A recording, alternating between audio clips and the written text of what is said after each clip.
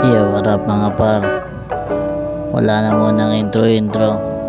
First booking drop off kagad tayo dito sa Marina.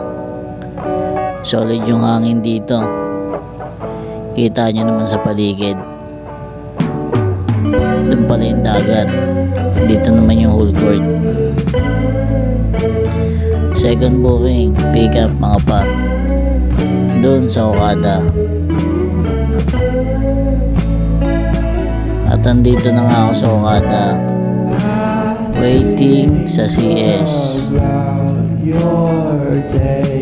hanggang sa na-drop off ko na yung CS dito sa Soler open parking. Third booking drop off dito yan sa Las Piñas. Medyo mambon nga lang pero all goods lang. Fourth booking drop off City Homes, Molino Port, Cavite.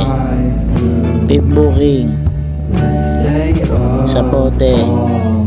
Pagdating nga lang dito, medyo natenga ako ng matagal kaya ginapa ko na lang pauwi.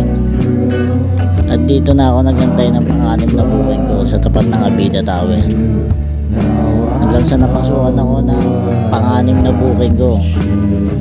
Dito ang drop off, Terminal 3 departure. So yun lang mga pa. Ride safe sa ating lahat.